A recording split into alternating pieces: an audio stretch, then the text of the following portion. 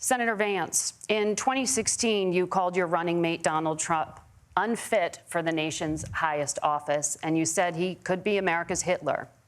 I know you've been asked many times, and you've said you regret those comments and explained you then voted for Donald Trump in 2020.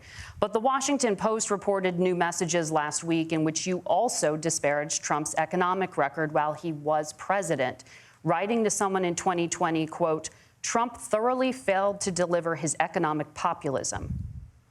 You're now his running mate, and you've shifted many of your policy stances to align with his. If you become vice president, why should Americans trust that you will give Donald Trump the advice he needs to hear and not just the advice he wants to hear? You have 2 minutes. Well, first of all, Margaret, because I've always been open. And sometimes, of course, I've disagreed with the president, but I've also been extremely open about the fact that I was wrong about Donald Trump. I was wrong, first of all, because I believed some of the media stories that turned out to be dishonest fabrications of his record. But most importantly, Donald Trump delivered for the American people. Rising wages, rising take-home pay, an economy that worked for normal Americans, a secure southern border, a lot of things, frankly, that I didn't think he'd be able to deliver on. And yeah, when you screw up, when you misspeak, when you get something wrong and you change your mind, you ought to be honest with the American people about it. It's one of the reasons, Margaret, why I've done so many interviews is because I think it's important to actually explain to the American people where I come down on the issues and what changed. Now, you pointed out to messages from 2020.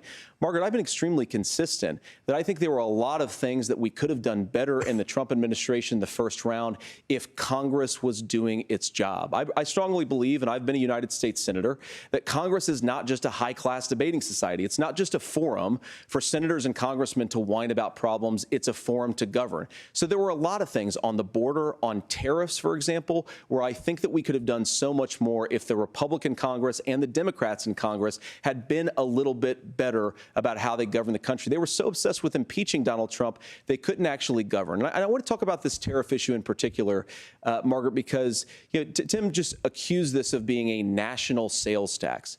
Look, the one thing, and you're probably surprised to hear me praising Joe Biden, but the one thing that Joe Biden did is he continued some of the Trump tariffs that protected American manufacturing jobs. And it's the one issue, the most pro-worker part of the Biden administration, it's the one issue where Kamala Harris has run away from Joe Biden's record.